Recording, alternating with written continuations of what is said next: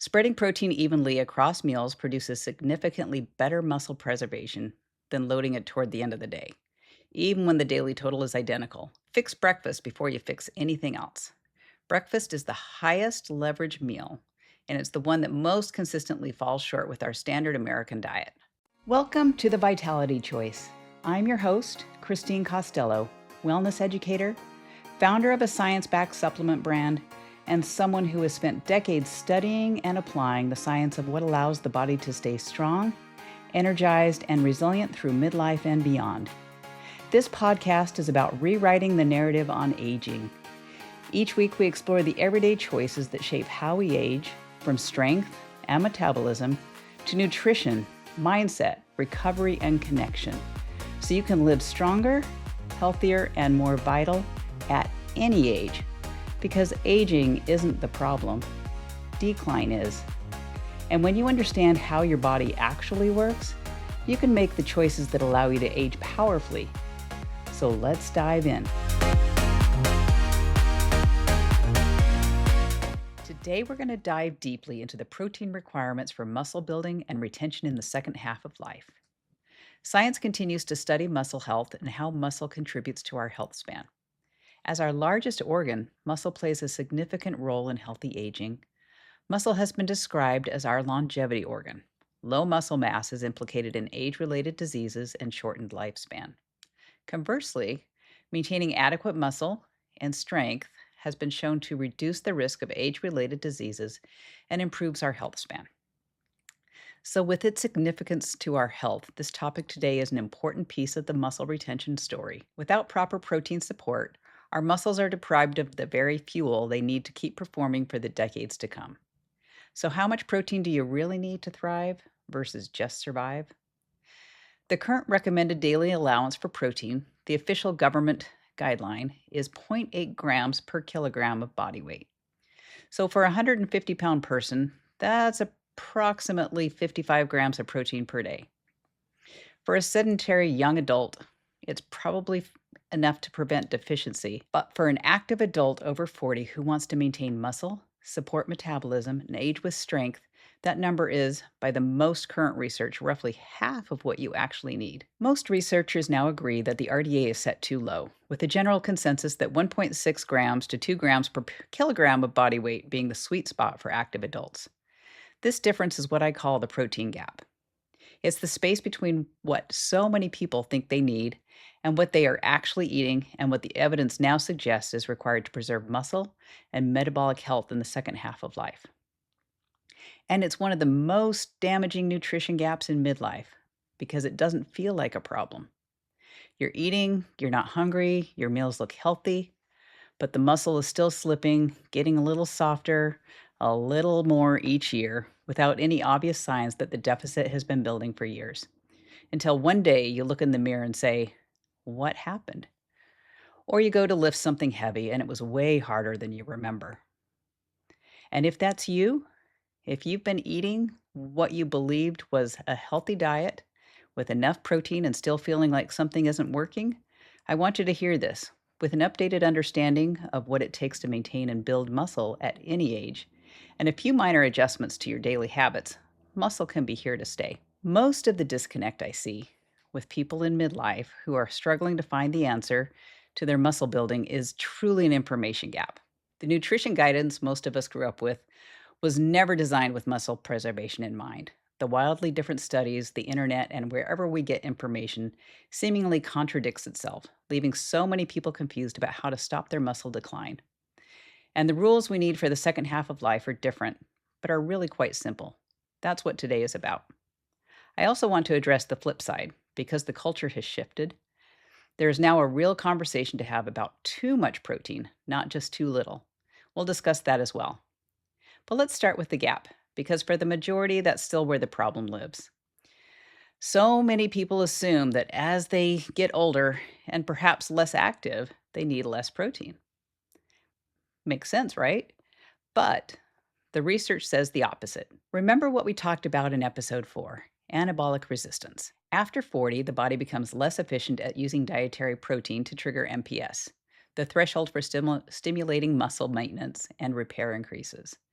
which means you need more protein to produce the same effect, not less. The current scientific consensus, including guidelines from groups like the Protein Summit and the European Society for Clinical Nutrition and Metabolism, suggests that adults over 40 should be targeting somewhere between 1.2 and 1.6 grams of protein per kilogram of body weight per day. For those who are actively training, evidence supports going up to 1.8 to 2 grams per kilogram. So let's translate that into the real numbers. For a 150-pound person, they're roughly 68 kilograms. The range lands between 80 and 110 grams of protein at a minimum, with consistent training closer to 120 to 135 grams. I'll use myself as an example. I weigh about 135 pounds and I eat approximately 135 grams of protein per day, or roughly 1 gram per pound of body weight. That is the one macronutrient that has stayed consistent for me since competition days. I haven't changed it because it works. My blood sugar is stable, my cravings have been minimal, and my muscle and strength have been preserved. And so, in some ways, I'm actually doing better in my 50s today than I did in my 40s. I initially calculated that number to preserve my muscle when I was dieting for competition. Muscle preservation during dieting was a non-negotiable for me, and I tried reducing my intake once. My competition days were over, but what I found was that when my protein was lower, everything else felt a lot harder.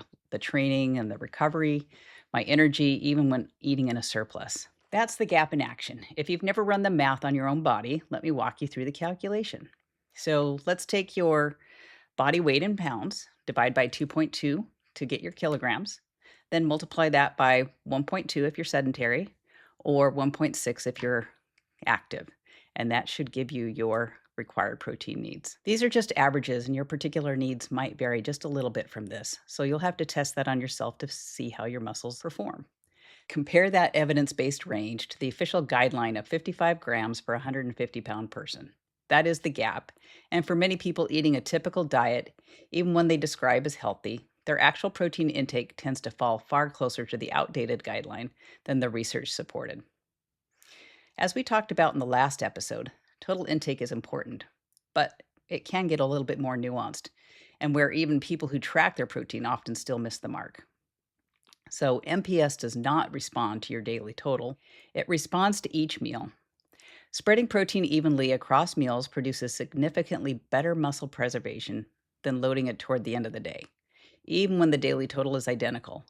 And after 40, each meal needs to clear a minimum leucine threshold, roughly 2.5 to 3 grams, to fully activate the synthesis process. So in practical terms, that means roughly 30 to 40 grams of high-quality protein per meal. I'm one who eats 4 to 5 times a day with a focus on my protein. It's been the anchor of every meal and snack, and I start with protein and then add the carbs and fat. That's been my approach since my early 40s, and it's the single nutritional habit I'd be least willing to give up. Now let me show you what a typical healthy day often looks like versus what this approach actually requires. A common healthy looking day.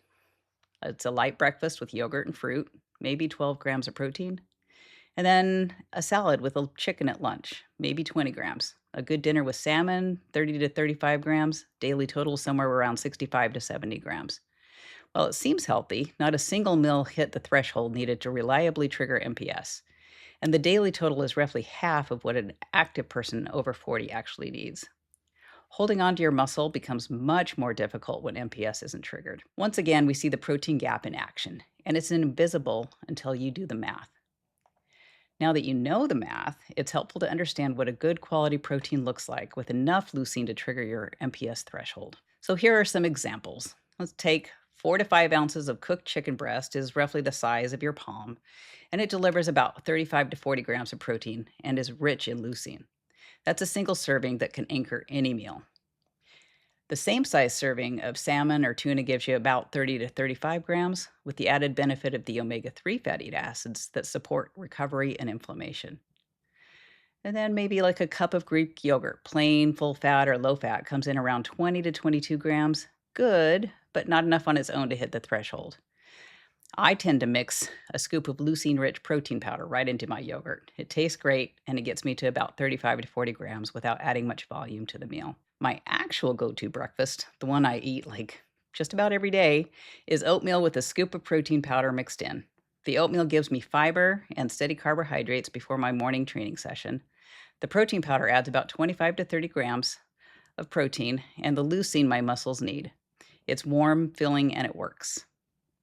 Before I started doing this, I used to train fasted in the mornings because I'd read it was better for fat burning, but all I was doing was limiting the energy I needed for my workouts. And then during my competition prep, made a shift. I started eating protein before my training, and I timed my protein much more deliberately throughout the day.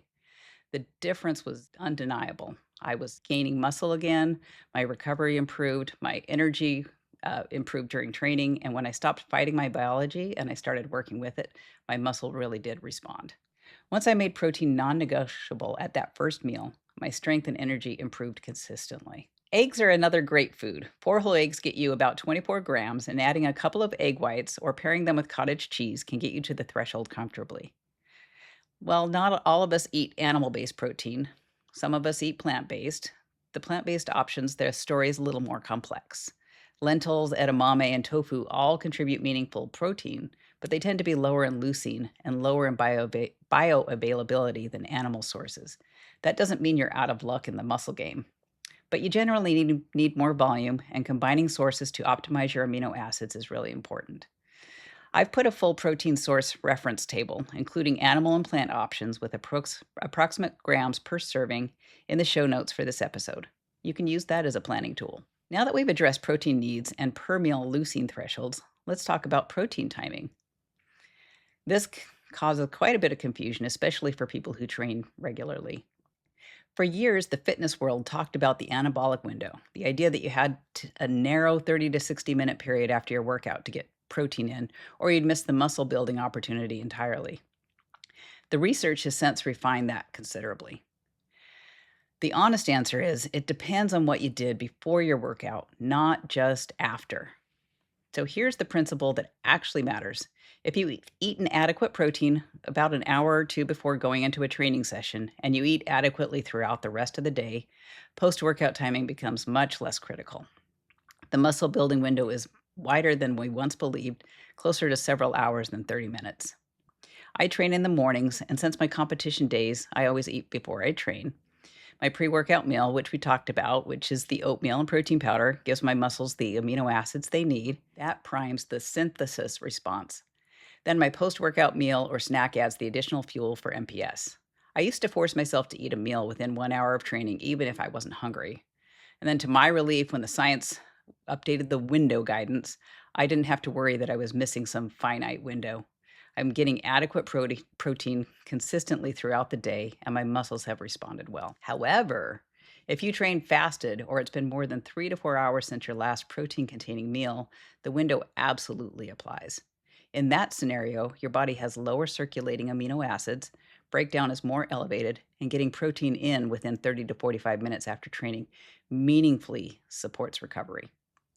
So here's the protein rule of thumb. If you trained with protein in your system, focus on overall distribution throughout the day. The post-workout window is flexible. If you've trained fasted or long after your last meal, protein within 30 to 45 minutes post-workout matters a lot more. Consistency across all meals matters more than any one single timing decision. If I had to pick one rule, never skip protein before a training session. Your muscles perform better, recover better, and respond better, and you don't feel quite as run down after the workout. That shift alone from fasted training to fed training was one of the most significant changes I made in my 40s. Just make sure you allow for adequate digestion of your meal, about 30 minutes to an hour before training. Eating too close to exercise can actually result in issues like cramping, nausea, and sluggish performance due to the body trying to manage both digestion and physical activity simultaneously. Now let's talk about some common eating habits that work against you when fueling your muscle.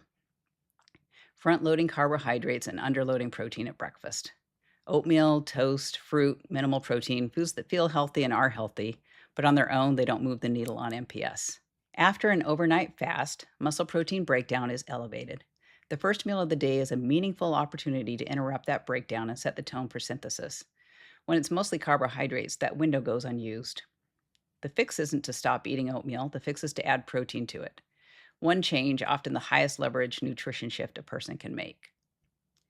And then eating light as a health strategy. There is a deeply embedded belief in wellness culture that eating less is inherently healthier. Smaller portions, lighter meals, skipping protein in favor of vegetables, and while reducing excess food intake matters enormously for optimal health, consistently equating light with healthy creates a real problem when it means underfueling the muscle. I see this especially in women. The cultural pressure to eat less is persistent and real, and it directly conflicts with what the body needs to maintain strength after 40. Eating to support your muscle is not indulgent, it is strategic for longevity. Relying heavily on plant proteins without accounting for leucine differences can also trip us up. Plant based eating has real health benefits, but plant proteins are generally lower in leucine and lower in bioavailability than animal proteins, meaning you need more volume and more deliberate combining. This isn't a reason to abandon plant based eating, it's a reason to be more intentional about it. As a reminder, I have included a protein quality guide in the show notes. Another common issue, not adjusting protein as your training increases. When you add more training, your protein requirements go up. But many people add the stimulus of training without adjusting for the fuel. They add the construction crew without ordering more materials. So, training and protein are a system and they don't function independently. If you're wondering how to adjust your habits, consider these strategies. Anchor every meal with protein first. Before you build a plate, start with the protein source. Does it approach about 30 grams? Then build everything else around it. This one shift in how you think about food changes the outcome significantly over time. And then fix breakfast before you fix anything else. Breakfast is the highest leverage meal, and it's the one that most consistently falls short with our standard American diet.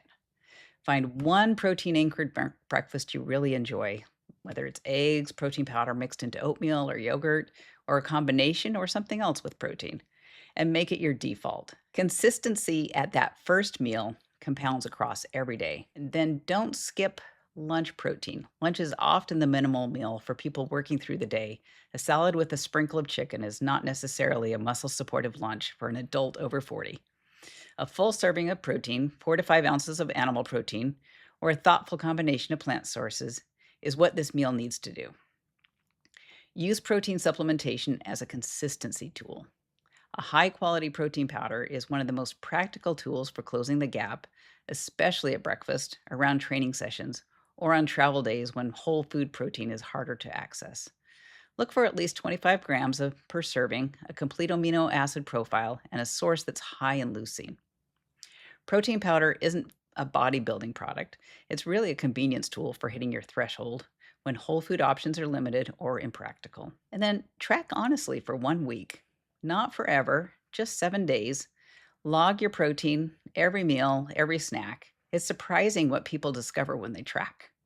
They often find they're actually eating 40 to 60% of what the evidence supports. That number, seen clearly, is often the motivation shift that makes everything else easier to sustain.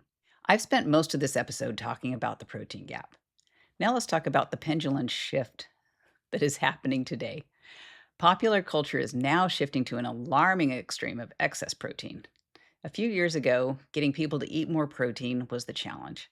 Now, in some circles, protein has become almost a competitive sport. Protein coffee, protein chips, protein ice cream, 8-ounce steaks plus bacon, plus a protein shake at every meal. The messaging has moved from "you probably need more" to "more is always better." And unfortunately, there is such a thing as too much protein. Interestingly, the trend of adding protein powder in drinks and snacks is causing the cost of protein powders to go up. There's a shortage in the industry. Whey protein has been hit the hardest, but plant protein is also feeling the pinch. The human body has a real upper limit on how much protein it can use in one sitting. Research suggests that active adults see meaningful benefit up to about 2.2 grams of protein per kilogram of body weight per day, or zero point 0.8 to 1 pound of ideal body weight. And going significantly above that does not produce additional muscle benefit for most people. What it can do is strain the kidneys over time, particularly for anyone with existing kidney compromise, and crowd out the fiber, fats, and micronutrients the body also needs.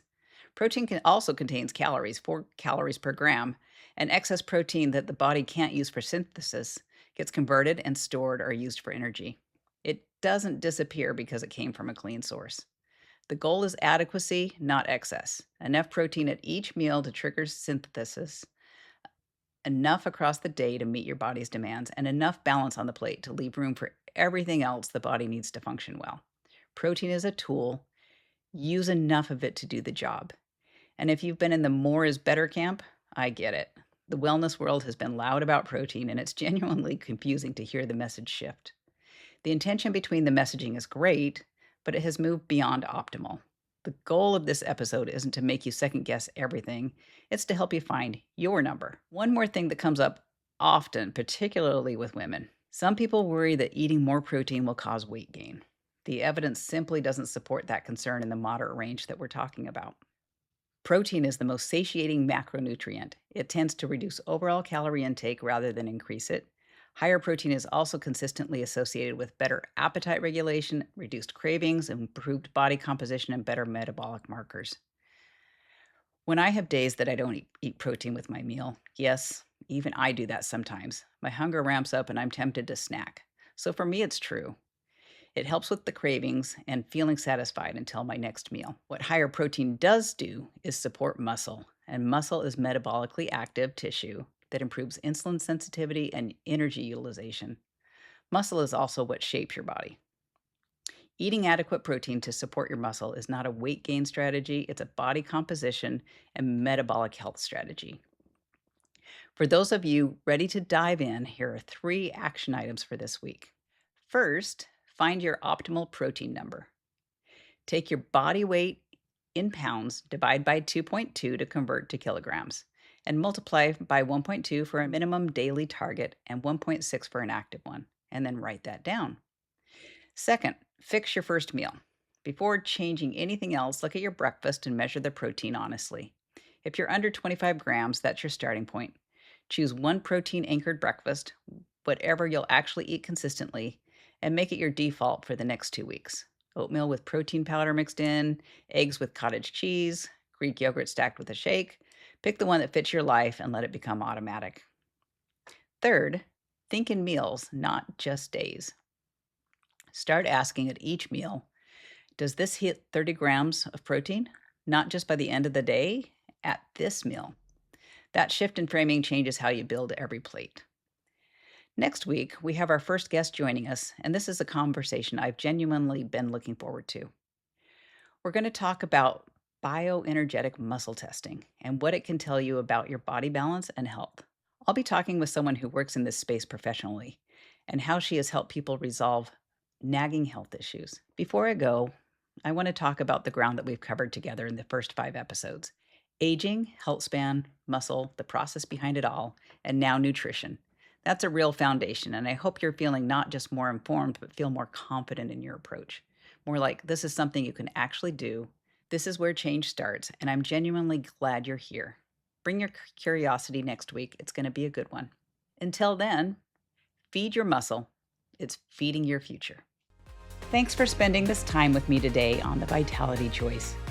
If this episode resonated with you, I'd love for you to follow the show so you never miss an episode.